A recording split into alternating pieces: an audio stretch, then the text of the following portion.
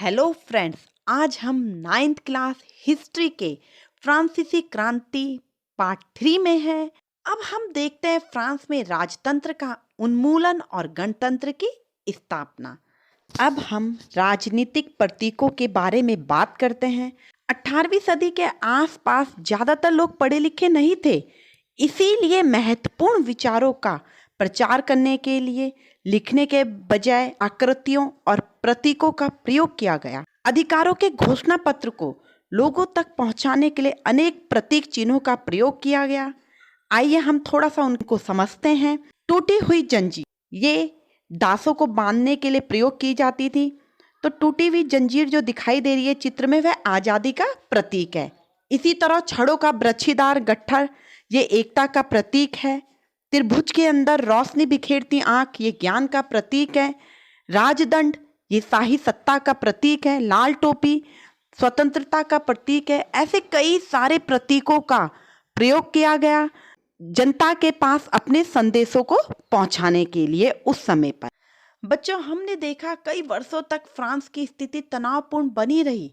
हालांकि लुई 16वें ने संविधान पर हस्ताक्षर कर दिए हैं, परंतु पड़ोसी देशों से उसकी गुप्त रूप से वार्ता चल रही है, क्योंकि जो उसके पड़ोसी देश है जैसे प्रसा, ऑस्ट्रिया, स्पेन, यहाँ अभी भी राजतंत्र बना हुआ है और वह डरे हुए हैं कि फ्रांस की घटनाओं का प्रभाव उनके देश में भी पड़ेगा और उनकी जनता भी फ्रांस की तरफ विद्रोह करेगी।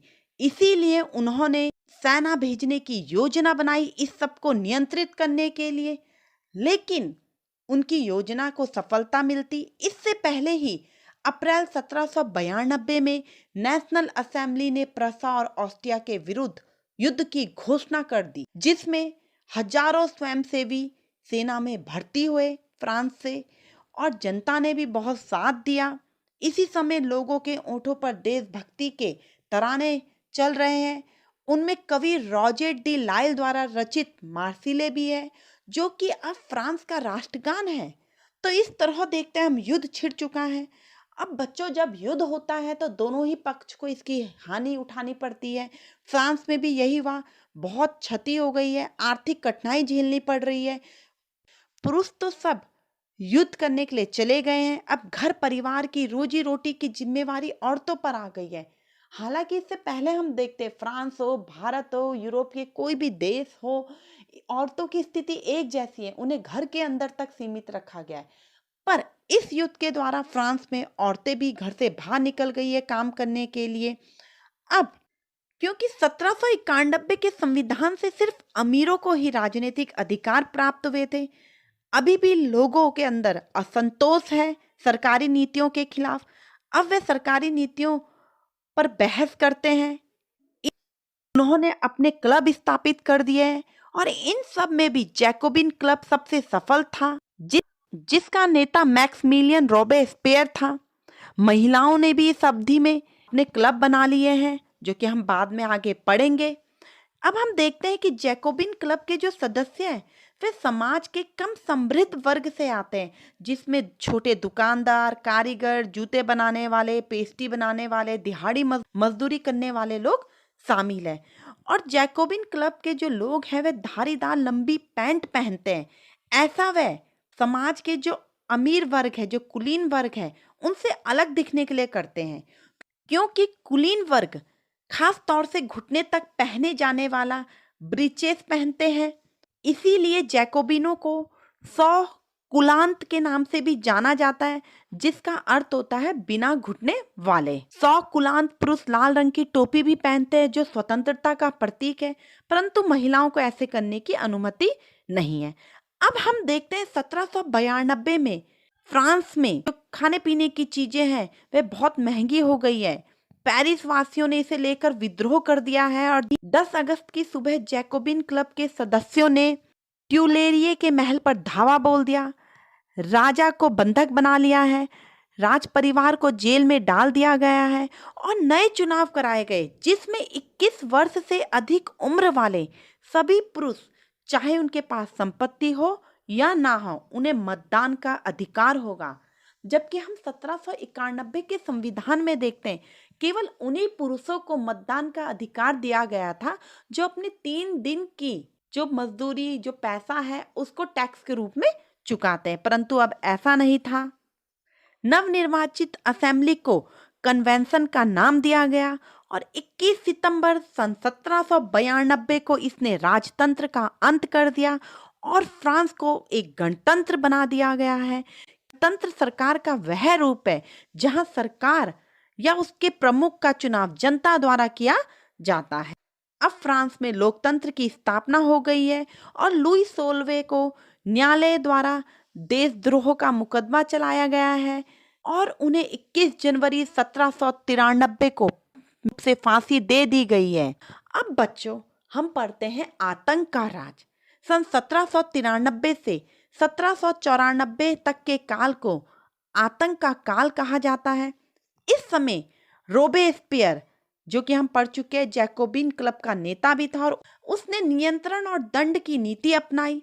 उसके हिसाब से जो भी लोकतंत्र के शत्रु थे और उसके विचारों से भी असहमत थे, जैसे कुलीन वर्ग, पादरी या अन्य राजनीतिक दलों के सदस्य, उन सबको गिरफ्तार करके जेल में डाल दिया जाता था और उन पर मुकदमा चलाया जाता था। जब वह दोषी होते थे तो उन्हें गिलोटिन पर चढ़ाकर उनका सिर काट दिया जाता था। गिलोटिन आप देख ही रहे चित्र में 2 खंभों के बीच लटकते आरे वाली मशीन थी जिस पर रखकर अपराधी का सिर धड़ से अलग कर दिया जाता था। इस मशीन का जो आविष्कार किया था वह डॉक्टर गिलोटिन ने किया था, इसीलिए इसका नाम गिलोटिन पड़ा। अब रोबेस्पियर सरकार ने कानून बनाकर मजदूरी एवं कीमतों की अधिकतम सीमा तय कर दी। गोश्त, पाव रोटी की राशनिंग कर दी गई। जैसे राशन की दुकान से आपको गेहूं, चावल वगैरह मिलता है एक कीमत से, वैसे इन सब की कीमत तय कर दी गई। अब किसानों को अपना अनाज शहरों में ले जाकर सरकार जो कीमत तय करती थी उसी कीमत पर बेचना होता था। महंगा जो सफेद आटा था उसके इस्तेमाल पर रोक लगा दी गई जो अमीर लोग इस्तेमाल करते थे पहले। अब सभी नागरिकों को साबुत गेहूं से बनी बराबरी का प्रतीक माने जाने वाली समता की रोटी खानी थी कि सब लोग एक समान हैं। बोलचाल और संबोधन में भी बराबरी का व्यवहार लागू किया गया। जैसे महाशय और महोदया के स्थान पर अब सभी फ्रांसीसी पुरुष और महिलाओं को सितोयेन एवं सितोयिन नाम से संबोधित किया जाएगा। चर्च को बंद कर दिया गया। और हमने देखा रोबेस्पियर ने बहुत अच्छे काम भी किए, लोकतंत्र में जो होना चाहिए वह सब उसने किया, परंतु उसने अपनी नीतियों को इतनी सख्ती से लागू किया कि लोगों के अंदर जो उसके समर्थक थे वह भी उससे नाराज हो गए। और जब लोग बहुत ज्यादा उसकी नीतियों के खिलाफ हो गए तो जुलाई 1794 में न्यायालय द्वारा उसे दोषी ठहराकर उसे गिरफ्तार कर दिया गया और गिलोटिन पर चढ़ाकर मृत्युदंड दिया गया। इस तरह हम देखते हैं जब एक व्यक्ति के पास सत्ता आ जाती है तो वह उसका कैसे दुरुपयोग करने लग जाता है। अब हम देखते हैं कि जैकोबिन सरकार का पतन हो गया है। अब बच्चों हम डायरेक्टरी शासित फ्रांस पढ़ते हैं। अब हम देखते हैं कि कैसे जैकोबिन सरकार के पतन के बाद मध्यम वर्ग के संपन्न तबके के पास पावर आ गई है। जैसे कि हमने देखा 1791 में भी देखा था कि जो अमीर वर्ग था उसी को फायदा मिला था और उसके पास पावर आ रही थी। नए संविधान के तहत जब नया संविधान बना उसमें संपत्तिहीन तबके को मताधिकार से वंचित कर दिया गया। इस संविधान में 2 चुनी गई विधान परिषदों का प्रावधान था। इन परिषदों ने 5 सदस्यों वाली एक कार्यपालिका डायरेक्टरी को नियुक्त किया। इसके जरिए जैकोबिन के जो समय में जो कमी थी कि एक व्यक्ति केंद्रित कार्यपालिका से बचने की कोशिश की गई कि एक व्यक्ति के पास पावर ना रहे। लेकिन हम देखते हैं डायरेक्टरों का झगड़ा अक्सर विधान परिषदों के साथ होता रहता था। इन दोनों के झगड़े से राजनीतिक अस्थिरता आ गई थी देश में। फिर वही दोबारा से देश की स्थिति तनावपूर्ण हो रही थी। इसका फायदा सैनिक तानाशाह नेपोलियन बोनापार्ट ने उठाया। नेपोलियन का उदय हुआ यहीं से, जो कि हम आगे पढ़ेंगे। अब सरकार के स्वरूप में ये सब परिवर्तन तो हो रहे थे, परंतु जो इसके दौरान जो उसके वैल्यूज थे, जो उसके मूल्य थे, जैसे स्वतंत्रता, कानून के समक्ष समानता, बंधुत्व, ये आदर्श फ्रांस में बने रहे। अब इससे आगे का पाठ जो हम अगले वीडियो में पढ़ेंगे। तब तक के लिए गुड बाय।